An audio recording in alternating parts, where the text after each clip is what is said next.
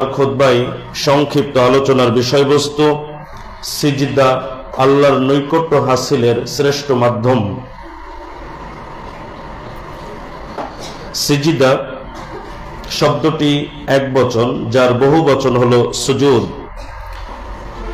শাব্দিক অর্থ হলো বিনয় প্রকাশ করা, নত হওয়া, নম্রতা ও বশ্যতা স্বীকার করা, আত্মসমর্পণ করা, আনুগত্য করা,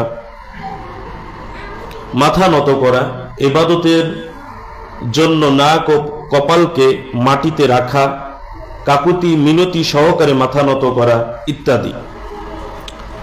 পারিভাষিক অর্থে সিজদা মুসলিমদের একটি ইবাদতের পদ্ধতি এবং ইবাদতের মধ্যে সবচেয়ে গুরুত্বপূর্ণ ইবাদত সালাতের মধ্যে অপরিহার্য আবশ্যকীয় একটি অংশ সিজদা, যা 7টি অঙ্গের দ্বারা হয়ে থাকে। কপাল ও নাক মিলে একটি, 2 হাত, 2 হাঁটু, 2 পা। সহিহ বুখারী 812 এবং 815 নম্বর হাদিস। এই সিজদা আল্লাহ সুবহানাহু ওয়া তাআলার সন্তুষ্টি অর্জনের, আল্লাহ সুবহানাহু ওয়া তাআলার নৈকট্য হাসিলের শ্রেষ্ঠতম মাধ্যম। আরো অনেক মাধ্যম রয়েছে, কিন্তু সিজদার চাইতে শ্রেষ্ঠতম কোনো মাধ্যম নেই যার দ্বারা আল্লাহ সুবহানাহু ওয়া তাআলার নৈকট্য হাসিল করা যায় এত বেশি। আমরা 3 ভাবে সিজদা করে থাকি।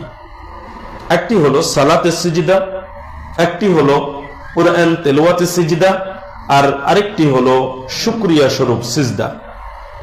সিজদা মূলত আল্লাহ সুবহানাহু ওয়া তাআলার নৈকট্য হাসিলের যেমন শ্রেষ্ঠ মাধ্যম, ঠিক তেমনি ভাবে একজন মানুষের মর্যাদা সম্মান বৃদ্ধিরও মাধ্যম।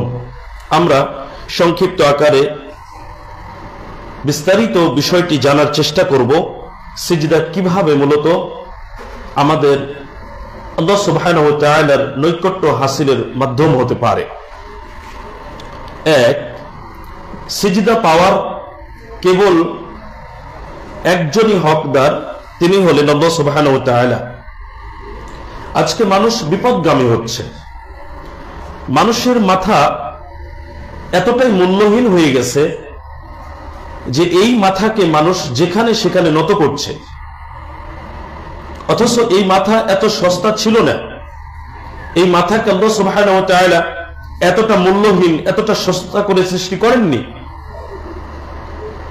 কিন্তু আমরা বিপদগামী হয়ে আল্লাহ সুবহানাহু ওয়া তাআলাকে বাদ দিয়ে কখনো মূর্তিকে, কখনো কবরে মাজারে, কখনো পীরের পায়ে, কখনো চন্দ্রকে, কখনো সূর্যকে, কখনো আগুনকে ইত্যাদি ইত্যাদি অনেক কিছু আল্লাহর সৃষ্টি আমাদের মাঝে রয়েছে, যাদের নিকটে আমরা মাথা নত করি, অর্থাৎ সিজদা করি। অথচ পৃথিবীর সবকিছু আল্লাহ সুবহানাহু ওয়া তাআলাকে সিজদা করে। আল্লাহ সুবহানাহু ওয়া তাআলা সূরা হামিম সাজদা 37 নম্বর আয়াতে বলেছেন, ওয়া মিন আয়াতিহিল লাইলু ওয়ান নাহারু ওয়াশ-শামসু ওয়াল কমার, আর তার নিদর্শন সমূহের মধ্যে রয়েছে রাত, দিন, সূর্য ও চন্দ্র। লাতাসজুদু লিশ-শামসি ওয়ালা লিল-কমার, তোমরা সূর্যকে এবং চন্দ্রকে সিজদা করো না। ওয়াসজুদু লিল্লাহ, তোমরা সিজদা করো আল্লাহকে, আল্লাযী খলাকাহুন্না, যিনি এগুলোকে সৃষ্টি করেছেন। আল্লাহ সুবহানাহু ওয়া তাআলা আমাদেরকে সুস্পষ্ট ভাষায় জানিয়ে দিলেন, তোমরা চন্দ্র সূর্যকে সিজদা করো না। সিজদা কাকে করো? যিনি এগুলোকে সৃষ্টি করেছেন। স্রষ্টা সিজদা পাওয়ার হকদার, কোন সৃষ্টি নয়। কিন্তু আমরা বিভিন্ন সময় বিপদগামী হয়ে আল্লাহ সুবহানাহু ওয়া তাআলাকে বাদ দিয়ে অন্য কিছুর নিকটে সিজদা করছি, যা বড়ই দুঃখজনক এবং মানুষ হিসেবে লজ্জাজনক। মানুষ কত বোকা! যে সৃষ্টি আল্লাহ সুবহানাহু ওয়া তাআলাকে সিজদা করছে, সৃষ্টির মাঝে আল্লাহ সুবহানাহু ওয়া তাআলা যাদেরকে জ্ঞান দিলেন, বুঝার ক্ষমতা দিলেন, তারা গিয়ে স্রষ্টাকে সিজদা না করে সৃষ্টিকে সিজদা করছে। এটা তো অবাক হওয়ার বিষয়। যেই গাছকে মানুষ সিজদা করছে সেই গাছ আল্লাহকে সিজদা করছে, যে চন্দ্রকে মানুষ সিজদা করছে সেই চন্দ্র আল্লাহকে সিজদা করছে, যেই সূর্যকে মানুষ সিজদা করছে সেই সূর্য আল্লাহকে সিজদা করছে, অথচ আমরা জানি না। আমরা উল্টে কাকে সিজদা করছি? আল্লাহ সুবহানাহু ওয়া তাআলা সূরা আর-রহমানের 6 নম্বর আয়াতে বলেছেন, ওয়ান নাজমু ওয়াশ-শাজারু ইয়াসজুদান, তারকারাজি ও বৃক্ষরাজি আল্লাহকে সিজদা করে। তাহলে আমরা যাদেরকে সিজদা করছি তারা আমাদের সিজদা সম্পর্কে জানেই না, খবরই রাখে না, তারাই মূলত আল্লাহ সুবহানাহু ওয়া তাআলাকে সিজদা করছে। আরেকটা স্পষ্ট বিষয়, একটা আয়াতেই সবকিছু উঠে আসবে। আল্লাহ সুবহানাহু ওয়া তাআলা বলছেন সূরা রদ 15 নম্বর আয়াত, ওয়ালিল্লাহি ইয়াসজুদু মা ফিস সামাওয়াতি ওয়াল আরদি, আর আল্লাহর প্রতি সিজদা অবনত হয় আসমান সমূহ ও জমিনে যা কিছু আছে সবকিছু। এটা কিভাবে হয়? তাওআউ ওয়া কারহাউ ওয়া যিলালুহুম বিল গুদুই ওয়াল আসাল, ইচ্ছায় অনিচ্ছায় সকাল ও সন্ধ্যায় তারা আল্লাহকে সিজদা করে। অনেক কিছু বোঝার আছে আয়াত থেকে। আমরা মুমিন, আমরা কারো চাপে পড়ে সিজদা করছি নাকি স্বেচ্ছায় করছি? আমরা স্বেচ্ছায় করছি। আমরা সিজদা করব এটা যেমন কাফের মুশরিক পছন্দ করে না, ঠিক তেমনি ভাবে কাফের মুশরিকরা নিজেরা সিজদা করবে আল্লাহকে, এটা পছন্দ করে না। এটা বুঝতে হবে। মানে অন্য কেউ আল্লাহকে সিজদা করবে এটাও কাফেররা পছন্দ করে না, নিজেরাও সিজদা করা পছন্দ করে না। অথচ আল্লাহ সুবহানাহু ওয়া তাআলা বলছেন যে আসমান সমূহ এবং জমিনে যা কিছু আছে সবকিছু স্বেচ্ছায় অনিচ্ছায় সকাল সন্ধ্যায় আল্লাহকে সিজদা করছে। তাহলে কিভাবে করছে দেখুন, ওয়াদিলালুহুম বিল গুদুই ওয়াল আসাল, সকাল সন্ধ্যায় তাদের ছায়াগুলো আল্লাহকে সিজদা করে। এইবার বলেন, পৃথিবীতে এমন কোন বস্তু রয়েছে যে বস্তুর ছায়া নেই? আর পৃথিবীতে এমন কোন শক্তি রয়েছে যা দিয়ে আমরা ছায়াকে ঠেকাতে পারি? সূর্য যদি পূর্ব দিক থেকে উদিত হয় তাহলে বস্তুর ছায়া পশ্চিম দিকে হেলে যায়, ঢলে পড়ে। সূর্য যখন পশ্চিম দিকে চলে যায় তখন বস্তুর ছায়া পূর্ব দিকে ঢলে পড়ে। প্রত্যেকটি বস্তু সকাল এবং সন্ধ্যায় তার ছায়ার মাধ্যমে আল্লাহকে ইচ্ছায় অনিচ্ছায় সিজদা করে যাচ্ছে। চিন্তার বিষয়, একজন কাফের, একজন মুশরিক, সে কিন্তু আল্লাহকে স্বেচ্ছায় সিজদা করছে না, কিন্তু তার ছায়া আল্লাহকে সিজদা দিচ্ছে। ও জানেই না, খবরই রাখে না। তাহলে যেই সৃষ্টির সবকিছু আল্লাহ সুবহানাহু ওয়া তাআলাকে সিজদা করে, সৃষ্টি হয়ে স্রষ্টাকে সিজদা না করে সৃষ্টিকে কিভাবে সিজদা করি আমরা? এই সিজদা পাওয়ার কেবল একজনই হকদার, তিনি হলেন আল্লাহ সুবহানাহু ওয়া তাআলা। একমাত্র তিনি হকদার। জীবনে কখনো যদি আমরা 2 রাকাত সালাত আদায় করি, এই 2 রাকাত সালাতটা পাওয়ার হকদার তিনি, এই সিজদা পাওয়ার হকদার তিনি। জীবনে কখনো কোনোদিন যদি একটা শুকরিয়ার সিজদা আমরা করি তাহলে এটা পাওয়ার হকদার কেবল আল্লাহ সুবহানাহু ওয়া তাআলা, আর কেউ নয়। তাহলে প্রথম পয়েন্টটা আমরা জানতে পারলাম, সিজদা পাওয়ার একমাত্র হকদার আল্লাহ সুবহানাহু ওয়া তাআলা। সুতরাং মাথাকে যেন এতটা সস্তা ভেবে যেখানে সেখানে নত না করি। 2, বান্দা সিজদার দ্বারা আল্লাহর নৈকট্য লাভ করতে পারে। মানুষ যতগুলো ইবাদত করে সবগুলো ইবাদতের মূল উদ্দেশ্য কি? আল্লাহ সুবহানাহু ওয়া তাআলার সন্তুষ্টি অর্জন করে তার নৈকট্য হাসিল করে জান্নাতে যাওয়া, জাহান্নাম থেকে বাঁচা, এটাই তো আমাদের উদ্দেশ্য। আজকে আমরা যেখানে যেই পদ্ধতিতেই ইবাদত করি না কেন, কেউ কি আমরা আল্লাহর অসন্তুষ্টি অর্জনের জন্য করি না? পীরের পায়ে যে সিজদা দিচ্ছে সে কি আল্লাহর সন্তুষ্টির জন্য, আল্লাহকে পাওয়ার জন্য, নাকি আল্লাহর ক্রোধ অসন্তুষ্টি অর্জনের জন্য? অবশ্যই আল্লাহ সন্তুষ্টি নৈকট্য হাসিলের জন্য। পদ্ধতি ঠিক নেই। পৃথিবীতে আমরা যে যাই করি না কেন ইবাদতের জগতে, হিন্দু, মুসলিম, খ্রিস্টান, বৌদ্ধ, প্রত্যেকটা ধর্মের মানুষ আপনি জিজ্ঞেস করেন, সে কিন্তু স্রষ্টাকে পাওয়ার জন্য ওইভাবেই করছে। কিন্তু আল্লাহকে পেতে হলে, আল্লাহর নৈকট্য হাসিল করতে হলে তিনি যেভাবে মুহাম্মদ সাল্লাল্লাহু আলাইহি সাল্লামকে ইবাদত বন্দেগী শিখিয়েছেন, মুহাম্মদ সাল্লাল্লাহু আলাইহি সাল্লাম আমাদেরকে যেভাবে শিক্ষা দিয়েছেন ওই পদ্ধতিতে করলেই কেবল আমরা আল্লাহর নৈকট্য হাসিল করতে পারবো। আর এই আল্লাহর নৈকট্য হাসিলের যতগুলো মাধ্যম রয়েছে তার মধ্যে শ্রেষ্ঠতম মাধ্যম হচ্ছে সিজদা। এখন আমরা অনেকেই সিজদার এই বিষয়গুলো সম্পর্কে, বিশেষ করে যারা সালাতটাকে স্বাভাবিক মনে করে নিয়েছে, যে গেলাম আর উঠা বসা করলাম আর সালাত হয়ে গেল, এরকম যারা মনে করেছে তাদের সিজদার অবস্থা খুবই খারাপ। মোরগের ঠোক দেওয়ার মতো সিজদা দেয়, সিজদায় দোয়া পড়ে কিনা ঠিক থাকে না। আমাদের কিছু ইমামও আছে যাদের পিছনে কখনো আমরা যদি হঠাৎ মুক্তাদি মুসল্লি হয়েও যায় তো দেখা যায় যে সিজদায় দোয়া পড়ার সুযোগ দেয় না। অথচ সিজদা আল্লাহর নৈকট্য হাসিলের শ্রেষ্ঠ মাধ্যম। তাড়াহুড়া সিজদাতে গিয়ে করি আমরা। দেখুন, রাসূলুল্লাহ সাল্লাল্লাহু আলাইহি ওয়াসাল্লাম বলছেন, সহিহ মুসলিম 970 নম্বর হাদিস, আকরাবু মা ইয়াকুনুল আবদু মির রাব্বিহি, বান্দা সিজদারত অবস্থায় তার রবের সবচেয়ে নিকটবর্তী হয়। ওয়া হুয়া সাজিদুন, যখন সিজদায় থাকে তখন বান্দা তার রবের সবচেয়ে নিকটবর্তী হয়, কাছাকাছি হয়। রাসূলুল্লাহ সাল্লাল্লাহু আলাইহি ওয়াসাল্লাম বলছেন, ফাকসিরুদ দুআ, সুতরাং তোমরা সিজদায় বেশি বেশি দোয়া করো। সিজদায় আমরা আল্লাহর সবচেয়ে নিকটবর্তী হতে পারি। আর রাসূলুল্লাহ সাল্লাল্লাহু আলাইহি ওয়াসাল্লাম আমাদেরকে শিক্ষা দিচ্ছেন সিজদায় তোমরা বেশি বেশি দোয়া করো। এখানে একটি বিষয় আমি আপনাদেরকে বলে যাই, সিজদাতে দোয়ার ক্ষেত্রে দুটি মত রয়েছে। আমি একটু খোলাসা করি, যাদের জানা নেই তাদের জানা হবে, আর যারা জেনেছেন তারা আরেকটু ভালোভাবে বিষয়টা স্মরণে চলে আসবে। সিজদাতে যে দোয়াগুলো আমরা পড়ি সচরাচর তাসবিহটাই আমরা জানি, সুবহান রাব্বিয়াল আ'লা, এই তাসবিহটাই আমরা বেশিরভাগ মানুষ জানি।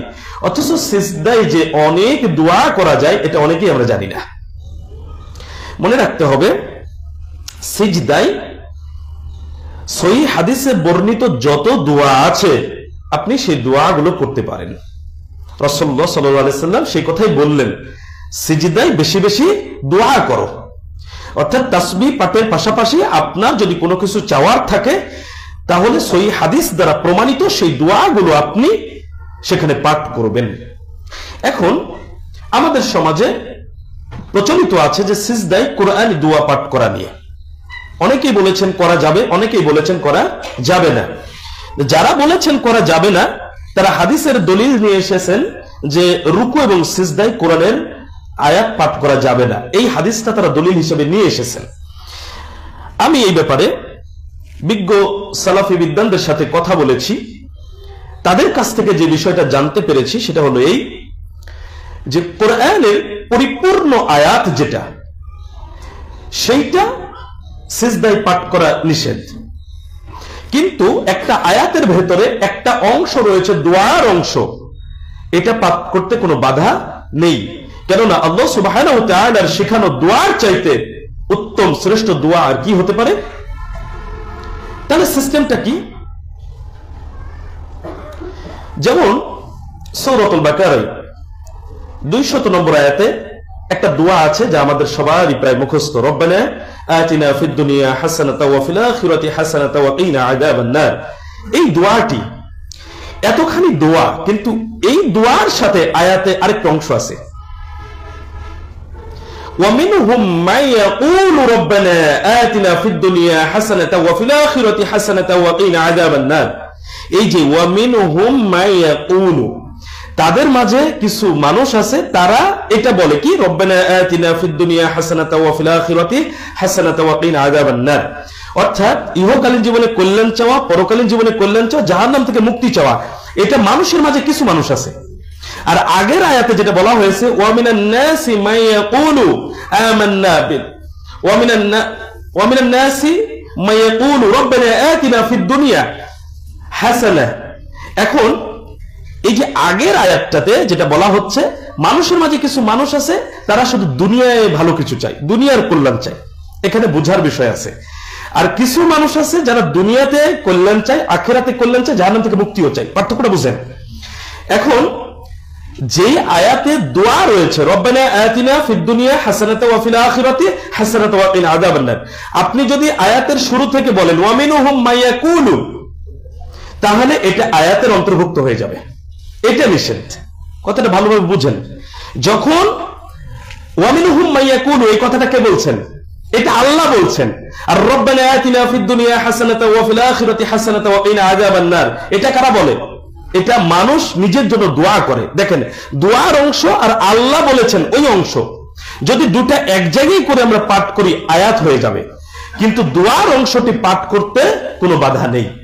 সুতরাং সিজদায় কোরআনে বর্ণিত যতটুকু দোয়ার অংশ ততটুকু আমরা পাঠ করতে পারি, আর আয়াত আমরা পাঠ করতে পারবো না। অর্থাৎ যেটা আল্লাহ সুবহানাহু ওয়া তাআলা বলেছেন ওই আয়াতগুলো আমরা রুকু সিজদায় পাঠ করতে পারবো না, এটা রাসূলুল্লাহ সাল্লাল্লাহু আলাইহি ওয়াসাল্লাম নিষেধ করেছেন।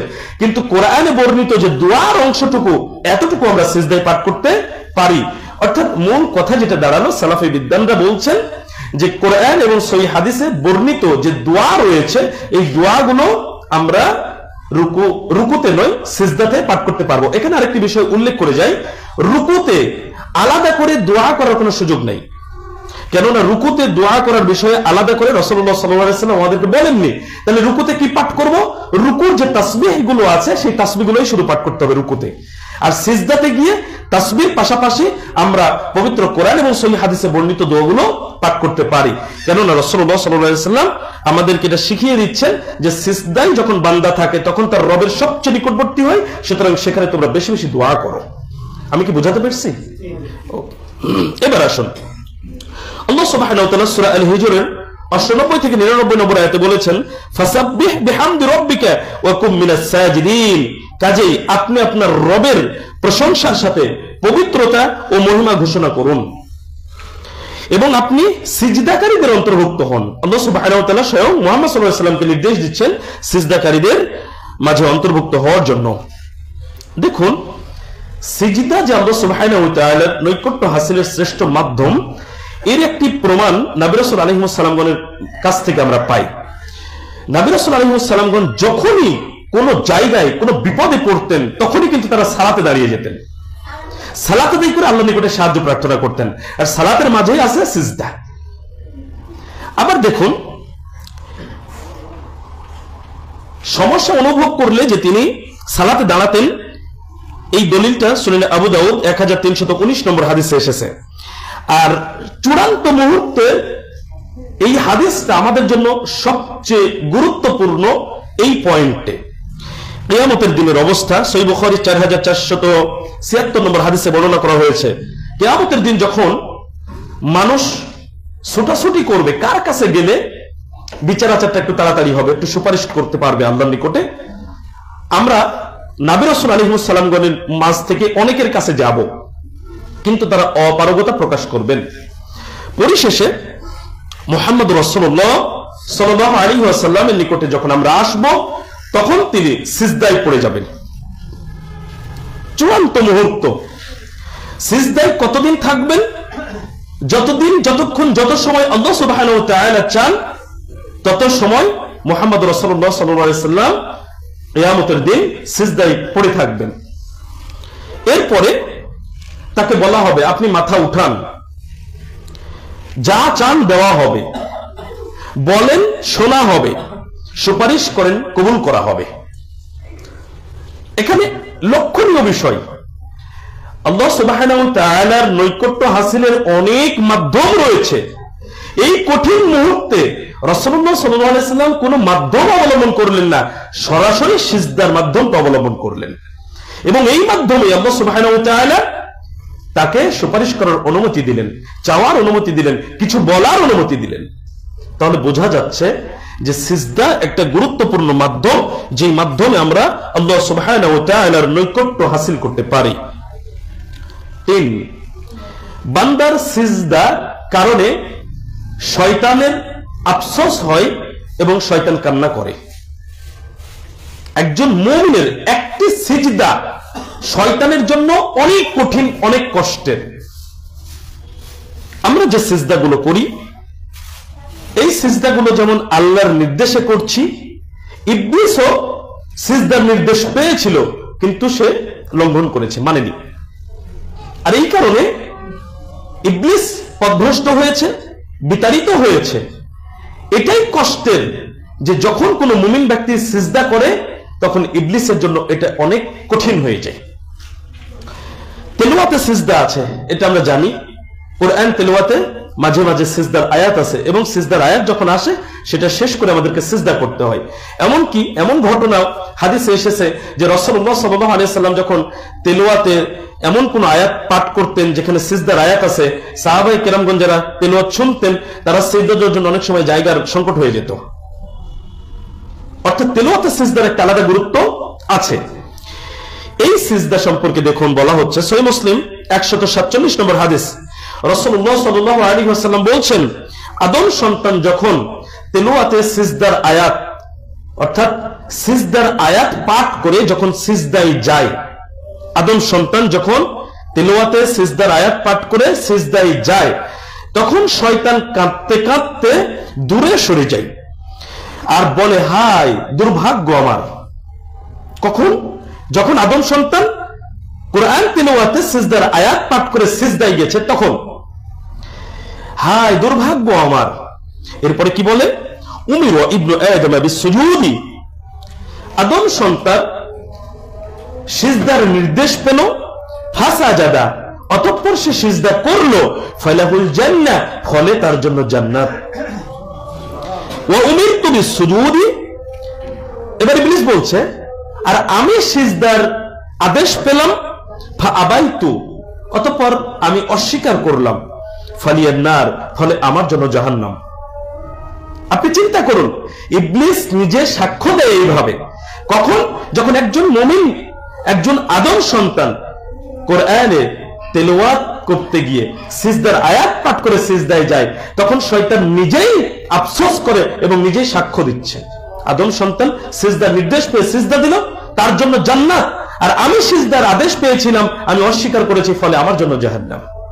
তাহলে বোঝা যাচ্ছে যে সিজদা শয়তানের জন্য অত্যন্ত কষ্টের, আফসোসের, আর একজন মুমিনের জন্য এই সিজদাই আল্লাহর নৈকট্য হাসিল করে জান্নাতে যাওয়ার একটা গুরুত্বপূর্ণ মাধ্যম। সম্মানিত উপস্থিতি, মানুষকে আল্লাহ সুবহানাহু ওয়া তাআলা যে সিজদার নির্দেশ দিয়েছেন, ফেরেশতাদেরকেও দিয়েছেন। ফেরেশতারা আল্লাহ সুবহানাহু ওয়া তাআলার প্রতিনিয়ত হুকুম হাকাম মেনে চলছে। মানুষের মধ্যে মুমিনরা আল্লাহর হুকুম হাকামগুলো মেনে চলার চেষ্টা করছে। মনে রাখতে হবে, হুকুম হাকাম মেনে চলা ফেরেশতাদের বৈশিষ্ট্য, আর হুকুম হাকাম অস্বীকার করা, লঙ্ঘন করা ইবলিসের বৈশিষ্ট্য। আমরা কি কেউ রাজি আছি ইবলিসের বৈশিষ্ট্য ধারণ করব? কেউ রাজি নেই। তো এই জায়গাতে পৃথিবীতে এমনও মানুষ থাকবে যারা ইবলিসের বৈশিষ্ট্যকে ধারণ করবে, স্বেচ্ছায় ধারণ করবে, জেনে বুঝে ধারণ করবে। মক্কায় কাফের মুশরিকরা কি আল্লাহকে চিনত না? চিনত। ইবাদতের জায়গায় তারা শিরকে লিপ্ত হয়েছে, ওটা মেনে নেয়নি। কিন্তু তারা আমাদের চাইতে অনেক ভালো আল্লাহ সুবহানাহু ওয়া তাআলা সম্পর্কে জানতো। একটা জায়গায় তারা মানতে পারেনি যে সবগুলোকে ছেড়ে দিয়ে এক আল্লাহর ইবাদত করবে, এটা মানতে পারেনি।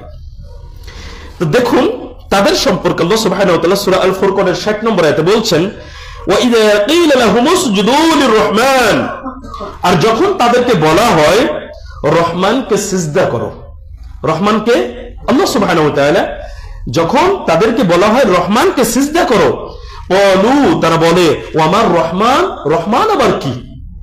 আমরা যখন কাউকে তুচ্ছ তাচ্ছিল্য করি তখন কি করি? আপনার কাছে এমন একটা লোক সম্পর্কে কেউ বলছে, আপনি তাকে পছন্দ করেন না, তখন কি বলেন? ওকে, ও টাইম আছে নাকি? এই ধরনের কথা কি আমরা বলি না? ওরা ওইভাবে বলছে। যখন বলা হচ্ছে রহমানকে সিজদা করো, তখন বলছে রহমান আবার কি? এরপরে আল্লাহ সুবহানাহু ওয়া তাআলা উল্লেখ করছেন তারা আর কি বলে, আনাসজুদু লিমা তা'মুরুনা, তুমি কাউকে সিজদা করতে বললেই কি আমরা সিজদা করব? তুমি সিজদা করতে কাউকে বললে আর আমরা সিজদা করে দিব তাকে? এই যে দেখেন কতটা আত্ম অহংকার। রহমান কি, এরা কি তারা জানে না? জানে, কিন্তু আল্লাহ সুবহানাহু ওয়া তাআলার ক্ষেত্রে এই শব্দ ব্যবহার করতে তারা রাজি নয়, অন্যদের ক্ষেত্রে ব্যবহার করে। এই জন্য তারা তুচ্ছ তাচ্ছিল্য করে বলছে রহমান আবার কি? তুমি কাউকে সিজদা করতে বললেই কি আমরা সিজদা করব? আল্লাহ সুবহানাহু ওয়া তাআলা এর শেষাংশে বলছেন, ওয়াযাদাকুম নুফুরা, আর এতে তাদের পলায়ন পরতাই বৃদ্ধি পায়। আল্লাহর ইবাদত থেকে যদি তারা দূরে সরে যাচ্ছে, তারা পালিয়ে বেড়াচ্ছে, এটা তাদের আরো বৃদ্ধি পায়।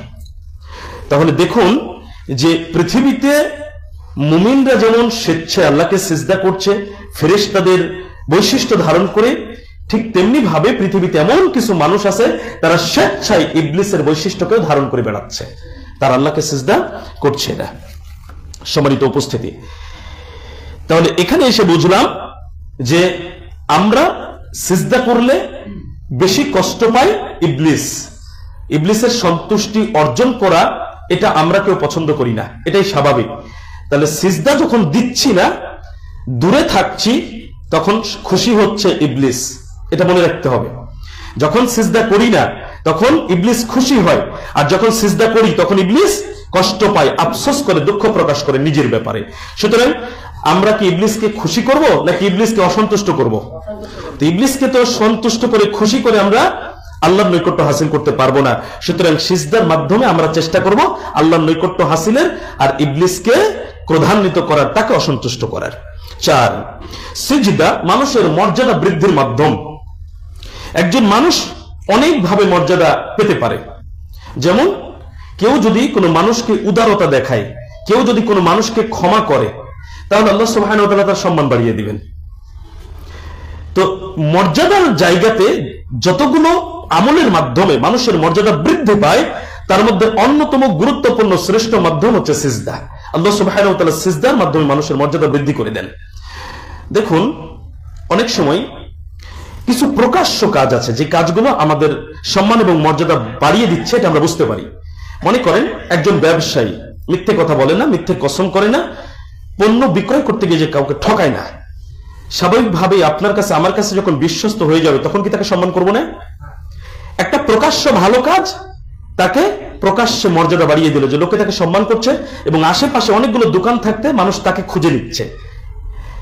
অথচ একজন মানুষ শেষ রাতে তার নিজ ঘরে তাহাজ্জুদের সালাত আদায় করছে, যেটা তার স্ত্রী সন্তান ছাড়া কেউ জানে না।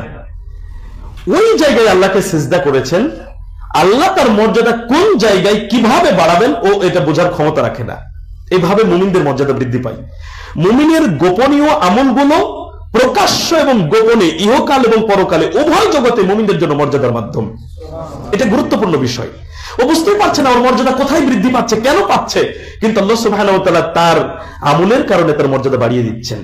তো সিজদাটা ওইরকম, সিজদাটা ওইরকম। দেখেন 5 ওয়াক্ত সালাত তো অনেকেই আমরা আদায় করছি প্রকাশ্যে। একজন লোক সালাতে আসছে, দেখতে পাচ্ছে এই লোক সালাত আদায় করে, কিন্তু একটা লোক তাহাজ্জুদ পড়ে, এটা বাড়ির লোক ছাড়া কি আর কারো জানার কথা? তো ওইটা কেবল আল্লাহ সুবহানাহু ওয়া তাআলার জন্য যখন হচ্ছে, তখন আল্লাহ সুবহানাহু ওয়া তাআলা তার মর্যাদাকে ইহকালীন এবং পরকালীন জীবনে বাড়িয়ে দিচ্ছেন। দেখুন দলিলটা নিয়ে আমরা সহিহ মুসলিম 980 নম্বর হাদিসে রাসূলুল্লাহ সাল্লাল্লাহু আলাইহি ওয়াসাল্লাম সাওবান রাদিয়াল্লাহু আনহুকে বলেছিলেন, আলাইকা বিকাসরাতিস সুজুদি লিল্লাহ, তুমি আল্লাহর জন্য বেশি বেশি সিজদা করো। ফাইন্নাকা লা তাসজুদু লিল্লাহি সাজদা, কেন না তুমি যখনই আল্লাহর জন্য একটি সিজদা করবে, কয়টি সিজদা? একটি সিজদা করবে, ইল্লা রাফাআকা আল্লাহু বিহা দারাজা, আল্লাহ সুবহানাহু ওয়া তাআলা এর বিনিময়ে তোমার একটি মর্যাদার ধাপ বৃদ্ধি করে দিবেন। আর কি করবেন? ওয়াহাত্তা আনকা বিহা খতিআহ, আর তোমার একটি গুনাহ আল্লাহ সুবহানাহু ওয়া তাআলা মাফ করে দিবেন। তাহলে সিজদার দ্বারা মর্যাদা বৃদ্ধি পেল, পাশাপাশি পাপ ক্ষমা হলো। এটা সিজদার মাধ্যমে প্রাপ্ত একজন মুমিনের জন্য বিশেষ মর্যাদা, বিশেষ সম্মান। সুতরাং আমরা যদি ইহকাল এবং পরকালীন জীবনে মর্যাদা পেতে চাই, সম্মান পেতে চাই, তাহলে আমাদেরকে বেশি বেশি সিজদা করতে হবে রাসূলুল্লাহ সাল্লাল্লাহু আলাইহি সাল্লামের পদ্ধতিতে। 5, দুনিয়ার সিজদার উপরে নির্ভর করছে আখিরাতের সিজদা। একজন মানুষ দুনিয়ার জীবনে যেমন পরীক্ষায় নিমজ্জিত আছে, পরকালীন জীবনেও পরীক্ষার সম্মুখীন হবে, কিন্তু পরীক্ষায় পাশ করা কঠিন আছে। আচ্ছা, আমাদের মধ্যে কোন শিক্ষার্থীকে পরীক্ষার 2 দিন আগে যদি প্রশ্নপত্র হাতে ধরিয়ে দেওয়া হয়, ওর পরীক্ষা ভালো হবে না খারাপ হবে? ও তো কোশ্চেন পেয়ে গেছে, 2 দিন ও প্রিপারেশন নিয়ে ফেলবে। কিন্তু আল্লাহ সুবহানাহু ওয়া তাআলা সমস্ত পরীক্ষার কোশ্চেন ফাঁস করে দিয়েছেন। এরপরেও কি সবাই পরীক্ষায় পাশ করবে, ভালো রেজাল্ট করবে? আমি উদাহরণস্বরূপ একটু বলি, কবরে প্রশ্ন হবে কি কি, উত্তর কি আল্লাহ কি বলে দেননি? কিয়ামতের দিন কি কি প্রশ্ন হবে, উত্তর কি হবে আল্লাহ কি বলে দেননি? এরপরেও কি আমরা ভালো করতে পারবো? সবাই ঈমান নাই, আমল নাই, এই অবস্থায় মারা গেছি। কবরের প্রশ্ন উত্তর কিভাবে দিব? প্রশ্ন মুখস্থ, উত্তর মুখস্থ, সবই করেছি, শুধু ঈমান আনিনি আর ইবাদত বন্দেগী করিনি। কিভাবে উত্তর দেব বলেন? কিভাবে পরীক্ষায় পাশ করব? আল্লাহ সুবহানাহু ওয়া তাআলা আমাদেরকে দুনিয়ায় যেমন সিজদার নির্দেশ দিয়েছেন, সিজদা কে দেয় কে দেয় না এটার পরীক্ষা নিচ্ছেন, এই সিজদার পরীক্ষা আল্লাহ কিয়ামতের দিনেও নেবেন। আজকের সিজদার উপরে নির্ভর করছে পরকালীন জীবনে আমরা সিজদা দিতে পারবো কিনা। যদি আজকে কাউকে দেখানোর জন্য সিজদা করি আমরা, মানে রিয়া, মানুষকে দেখানোর জন্য, শোনানোর জন্য, প্রশংসা পাওয়ার জন্য সিজদা করলাম, অথবা অলসতাবশত সিজদাই করলাম না, মারা গেলাম, কিয়ামতের দিন ধরা খেয়ে যাব, সিজদা করতে পারবো না। আবার দুনিয়াতে যদি কোনো মুমিন আল্লাহর সন্তুষ্টির জন্য সিজদা করে থাকে, তাহলে এর জন্য আখিরাতে যে সিজদার পরীক্ষা আছে সেটা তার সহজ হয়ে যাবে। তাহলে ইহকালীন জীবনে যদি সিজদা না করি, তাহলে পরকালীন জীবনে সিজদার পরীক্ষায় ফেল করব, অকৃতকার্য হব, আল্লাহর নৈকট্য হাসিল থেকে আমরা দূরে সরে যাব এবং জাহান্নামী হয়ে যাব। সিজদা এত গুরুত্বপূর্ণ একটি বিষয়। দেখুন সূরা ইনশিকাক 21 নম্বর আয়াত আল্লাহ সুবহানাহু ওয়া তাআলা বলেছেন, ওয়া ইযা কুরিয়া আলাইহিমুল কুরআনু লা ইয়াসজুদুন, তাদের নিকটে কোরআনের আয়াত পাঠ করা হয় তখন তারা সিজদা করে না। তাদের কাছে কোরআনের আয়াত পাঠ করা হচ্ছে, সিজদার আয়াত পাঠ করা হচ্ছে, সিজদা করে না। এই লোকগুলো সিজদা দুনিয়ায় না করার কারণে পরকালীন জীবনে গিয়ে আল্লাহকে সিজদা করতে পারবে না, সিজদার পরীক্ষায় তারা ফেল করবে। সূরা আল কলম 42 থেকে 43 নম্বর আয়াত আল্লাহ সুবহানাহু ওয়া তাআলা বলছেন, ইয়াউমা ইউকশাফু আন সাকি ওয়া ইউদআউনা ইলা সুজুদি, সেদিন আল্লাহ সুবহানাহু ওয়া তাআলা গোছা উন্মুক্ত করবেন, আর ওয়া ইউদআউনা ইলা সুজুদি, তাদেরকে সিজদার জন্য ডাকা হবে, সিজদার জন্য আহ্বান করা হবে, ফালা ইয়াস্তাতিউন, কিন্তু তারা সিজদা করতে সক্ষম হবে না। তারা সক্ষম হবে না যারা অলসতাবশত দুনিয়ায় সিজদাই করেনি, অথবা সিজদা করেছে মানুষকে দেখানোর জন্য, প্রশংসা পাওয়ার জন্য, মানুষকে শোনানোর জন্য, এমন ব্যক্তি সিজদা করতে পারবে না। কি হবে তারপর? খাশিআতান আবসারুহুম তারহাকুহুম দিল্লাহ, তাদের দৃষ্টি সমূহ অবনত অবস্থায় থাকবে, অপমান তাদেরকে ঘিরে ধরবে, আচ্ছন্ন করে ফেলবে। কেন অপমানিত হচ্ছে? আজকে আপনাকে আমাকে কয়েকজন মানুষ চেনে? 10 জন মানুষের মধ্যে অপমানিত হওয়া আর 1 লক্ষ মানুষের মধ্যে অপমানিত হওয়া দুটোকে এক সমান? কিয়ামতের দিন যে মানুষ অপমানিত হবে তার জন্য ব্যাপারটা সহজ নয়। কারণ সৃষ্টির শুরু থেকে শেষ পর্যন্ত সমস্ত মানুষ এক জায়গায়, সেখানে ব্যাপারটা তো সহজ নয় যে কেউ অপমানিত হবে আর সেটা খুব সহজে মেনে নেবে আর চলে যাবে না। যখন সিজদা করতে পারবে না তখন দৃষ্টি অবনত হবে আর তাদেরকে অপমান ঘিরে ধরবে, আচ্ছন্ন করে ফেলবে। কেন? ওই যে সিজদা করতে পারলো না। আর না পারার কারণ কি? তারা দুনিয়ায় আল্লাহ সুবহানাহু ওয়া তাআলাকে সিজদা করেনি। যদি করেও থাকে মানুষকে দেখানোর জন্য করেছে, প্রশংসা পাওয়ার জন্য করেছে, শোনানোর জন্য করেছে, এই কারণে এই অপমানের সম্মুখীন তারা হবে। পরের আয়াতের পরের অংশে আল্লাহ সুবহানাহু ওয়া তাআলা বলছেন, ওয়াকাদ কানু ইউদআউনা ইলা সুজুদি ওয়া হুম সালিমুন, অথচ তাদেরকে নিরাপদ অবস্থায় সিজদার জন্য আহ্বান করা হতো কিন্তু তারা সিজদা করেনি। নিরাপদ অবস্থায় মানে দুনিয়াতে সুস্থ আছি, সবল আছি, শারীরিকভাবে ফিট একদম, মুয়াজ্জিন 5 ওয়াক্ত সালাতে 5 বার আমাদেরকে হাইয়া আলাস সালাহ হাইয়া আলাল ফালাহ বলে আহ্বান জানাচ্ছেন। আমরা কি সবাই তার ডাকে সাড়া দিয়ে সিজদায় মাথা নত করি? এই যে সুস্থ অবস্থায়, সবল অবস্থায়, স্বাভাবিক অবস্থায় আমাদেরকে সিজদার জন্য আহ্বান করা হচ্ছে, আমরা সিজদায় গেলাম না, আল্লাহকে সিজদা করলাম না, আল্লাহ নিকটে মাথা নত করলাম না। আজকে সামর্থ্য থেকে যে কাজটি করলাম না, কিয়ামতের দিন আমরা ওই কঠিন মুহূর্তে সিজদা করতে পারবো না। তাহলে ওই দিন সিজদা করতে হলে আজকে সিজদা করতে হবে সুস্থ সবল অবস্থায়, তাহলে ওই দিন করাটা সম্ভব হবে, সিজদার পরীক্ষায় পাশ করা যাবে। সম্মানিত উপস্থিতি, সেই দিন তাহলে সিজদা করবে কারা আর করতে পারবে না কারা, এটাও একটু জানা প্রয়োজন। সহিহ আল বুখারী ৭৪৩৯ নম্বর হাদিস, রাসূলুল্লাহ সাল্লাল্লাহু আলাইহি ওয়াসাল্লাম বলছেন, ফায়াকশিফু আন সাইহি ফায়াসজুদু লাহু কুল্লু মুমিন।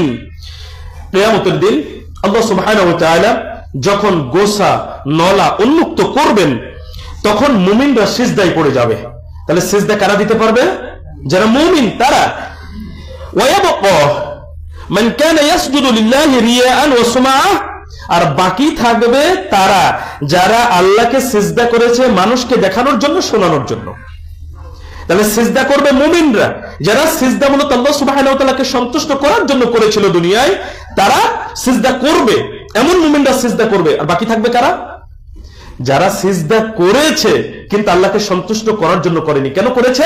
মানুষকে দেখানোর জন্য, মানুষকে শোনানোর জন্য, প্রশংসা পাওয়ার জন্য যারা সিজদা করেছে, তারা কিয়ামতের দিন সিজদা করতে পারবে না, এরা বাকি থেকে যাবে।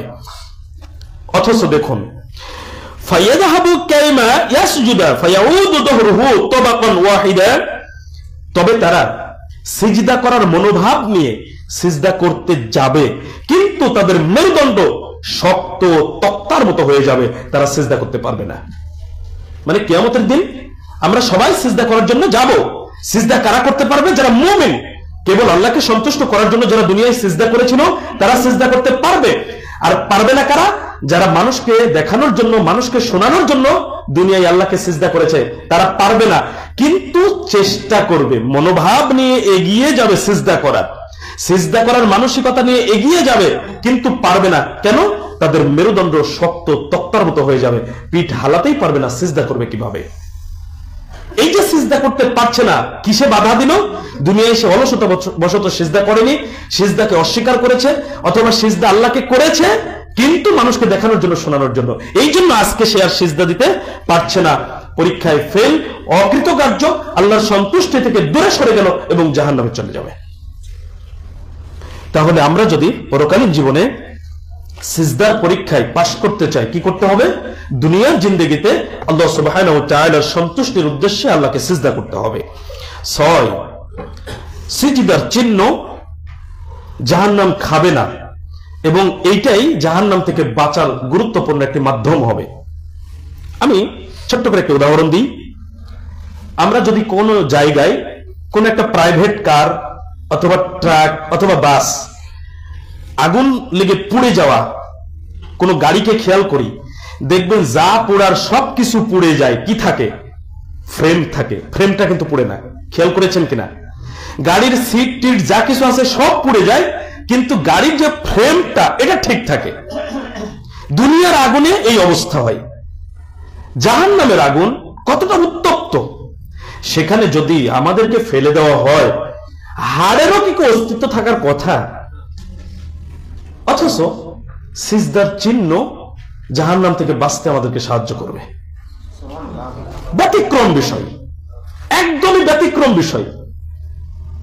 আমরা গাড়ির একটা গঠন দেখি, গাড়িটা পুড়ে গেলেও যখন ওই ফ্রেমটা দেখি বুঝতে পারি এটা প্রাইভেট কার ছিল, ট্রাক ছিল না বাস ছিল, বোঝা যায়। অথচ সবই পুড়ে গেছে, ফ্রেম দেখে বোঝা যাচ্ছে। জাহান্নামের মধ্যে মানুষের মুক্তি মিলবে শুধু সিজদার চিহ্ন দ্বারা। আমরা দেখি কিভাবে এটা সম্ভব। রাসূলুল্লাহ সাল্লাল্লাহু আলাইহি ওয়াসাল্লাম কি বলছেন? সহিহ বুখারী 806 নম্বর হাদিস, তিনি এইভাবে বলছেন, হাত্তা ইযা আরাদাল্লাহু রাহমাতাহু মান আরাদা মিন আহলিন নার, জাহান্নামীদের মধ্য হতে যাদের প্রতি আল্লাহ দয়া করার ইচ্ছা পোষণ করবে, কারো প্রতি, জাহান্নামী যারা আছে তাদের প্রতি, তাদের মধ্যে যাদের প্রতি আল্লাহ সুবহানাহু ওয়া তাআলা রহমত করার ইচ্ছা পোষণ করবেন, তাদের ব্যাপারে কি করবেন? দেখুন, আমারাল্লাহুল মালাঈকাতা আন ইখরিজু মান কানা ইয়াবুদুল্লাহ, তাদের ব্যাপারে ফেরেশতাদেরকে নির্দেশ দিবেন যারা আল্লাহর ইবাদত করত তাদেরকে জাহান্নাম থেকে বের করে আনো। আল্লাহ সুবহানাহু ওয়া তাআলা ফেরেশতাদেরকে নির্দেশ দিবেন যারা আল্লাহর ইবাদত করত জাহান্নাম থেকে তাদেরকে বের করে আনার জন্য। এখানে বোঝার বিষয় আছে। তাহলে ইবাদত করে আমরা জাহান্নামে যাব? অনেকে কিন্তু উল্টাপাল্টা কথা এইভাবে তুলে ধরে, নাস্তিকরা বিশেষ করে। যেমন বুয়েটের এক শিক্ষার্থীকে বলছে যে, মনে করো তুমি এত কষ্ট করে ইবাদত বন্দেগী করছো, শেষ পর্যায়ে গিয়ে দেখলে আল্লাহও নাই, জান্নাত জাহান্নামও নাই, কবরও নাই, কিচ্ছু নাই, তখন তুমি কি করবে? তখন ওই ধার্মিক ছেলেটি বলছিল, নাস্তিক ছেলেটাকে, যে আমি কোরআন সুন্নাহকে বিশ্বাস করে, আল্লাহকে বিশ্বাস করে, কবর, আখিরাত, জান্নাত জাহান্নামকে বিশ্বাস করে কিছু আমল করার চেষ্টা করছি। যদি মরণের পরে থাকে তো আলহামদুলিল্লাহ, আমি বেঁচে যাব ইনশাআল্লাহ। কিন্তু তুমি যে সবকিছুকে অবিশ্বাস করে কিছুই করছো না, ঈমান আমল কিছুই নাই তোমার, তুমি মরার পরে দেখছো কবরও আছে, জান্নাত আছে, জাহান্নামও আছে, আল্লাহও আছে, তখন তোমার কি হবে? খুব চমৎকার উত্তর। দেখুন যে একজন নাস্তিক কিভাবে একটা ছোট্ট কথা দিয়ে কথাটা উপস্থাপন করলো। ছেলেটার মাথায় যদি বুদ্ধি শুদ্ধি না থাকতো তাহলে ও কিন্তু ওর কথাতে প্রভাবিত হতো। এখানে বোঝার বিষয় যে আমরা ইবাদত করে জাহান্নামে কেন যাব।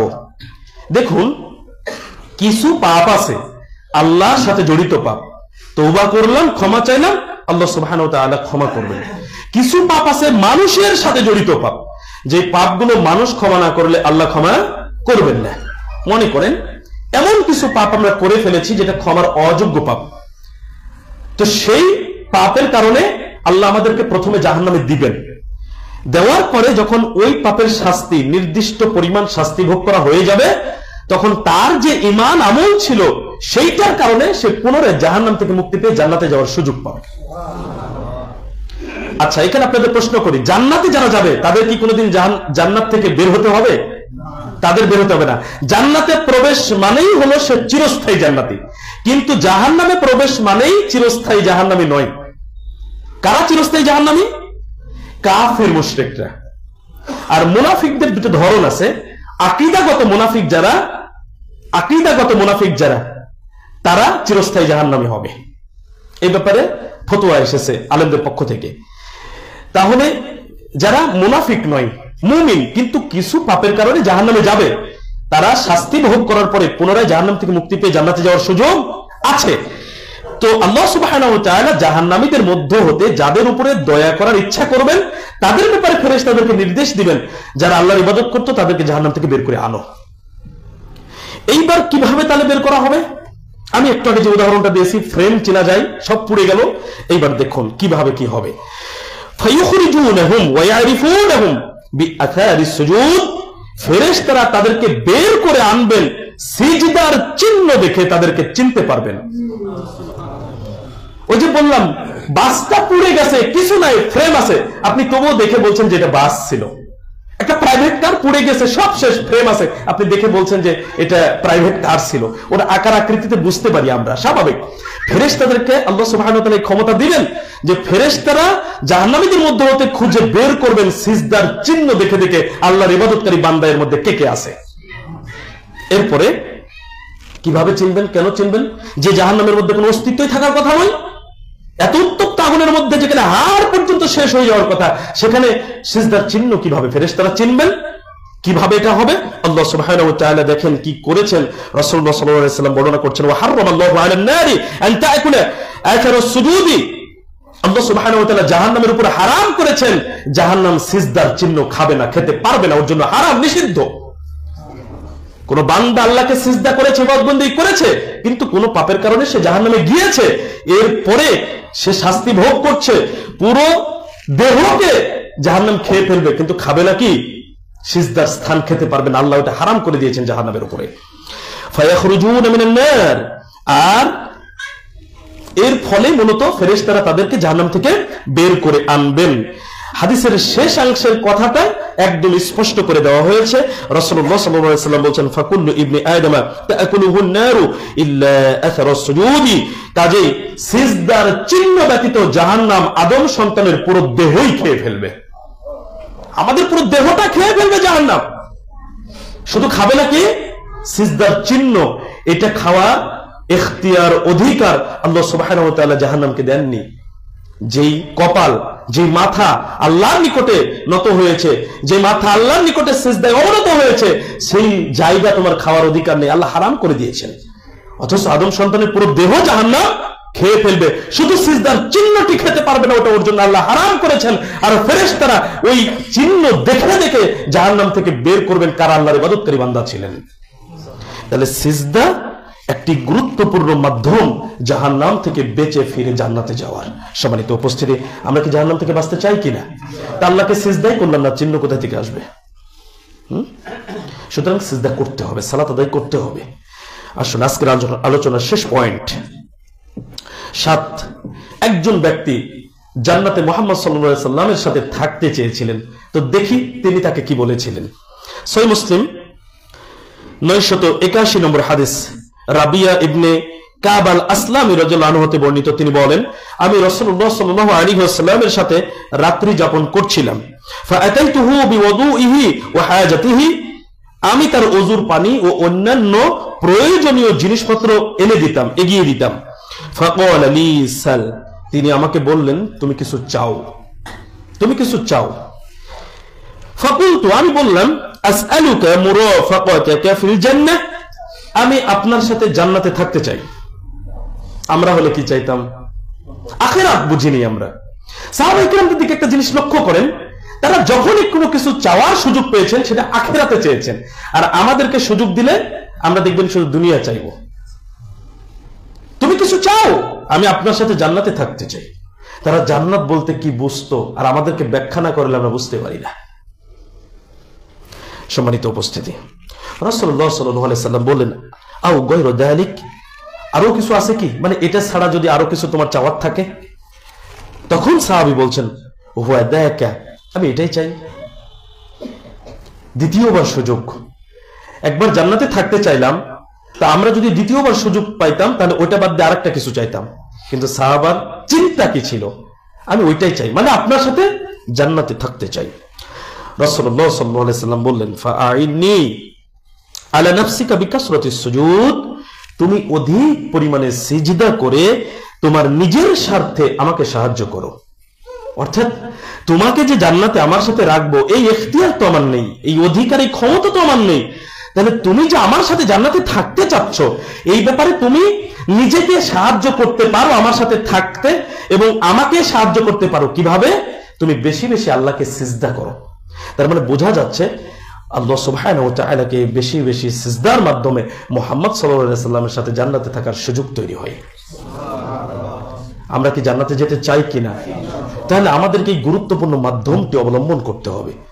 সুন্নাত সালাত, ফরজ সালাত, তিলাওয়াতে সিজদার, আয়াত শেষ করে সিজদা, শুকরিয়ার সিজদা, আমরা চেষ্টা করব বৈধ পদ্ধতিতে এই সিজদাগুলো বাড়ানোর। একজন ভাই 5 ওয়াক্ত সালাতে যে সুন্নাত সালাত আছে সবগুলো নিয়মিত পরিপূর্ণ পড়ে না। আপনি যদি পড়েন, আপনি কি সিজদায় তার চেয়ে এগিয়ে গেলেন না? একজন ভাই কোরআন পড়েই না, বুঝেই না, আপনি কোরআন পড়েন, তেলাওয়াতে সিজদাটা আদায় করেন, আপনি কি সিজদায় তার চেয়ে এগিয়ে গেলেন না? একজন ভাইয়ের সন্তান A+ পেয়েছে, পরীক্ষায় জিপিএ 5 পেয়েছে, সে শূন্য মিষ্টি বিতরণ করলো, আর আপনার সন্তান জিপিএ 5 পেয়েছে, আপনি শুনেই সিজদা দিলেন, আপনি কি তার চেয়ে এগিয়ে গেলেন না? আমরা এইভাবে এগিয়ে যেতে পারি। একজন ভাই তাহাজ্জুদের সালাত আদায় করছে না, আপনি তাহাজ্জুদের সালাত আদায় করলেন, আপনি সিজদায় এগিয়ে গেলেন। একজন ভাই মসজিদে এসে থপাস করে বসে পড়ে, আর আপনি মসজিদে প্রবেশ করে 2 রাকাত তাহিয়াতুল মসজিদ সালাত আদায় করে বসছেন, আপনি কি সিজদায় এগিয়ে গেলেন না? এইভাবেই মূলত আমাদেরকে আমলে এগিয়ে যেতে হবে একে অপরের চাইতে। তাহলে মূলত আমরা এই মর্যাদাগুলো পাবো ইনশাআল্লাহ। আল্লাহ সুবহানাহু ওয়া তাআলা আমাদেরকে আজকের এই সিজদা সম্পর্কিত আলোচনাটি পরিপূর্ণরূপে মেনে চলার তৌফিক দান করুন। আল্লাহুম্মা আমিন। আকুলু কওলি হাযা আস্তাগফিরুল্লাহ লি ওয়া লাকুম ওয়া লিসাইরিল মুসলিমিন।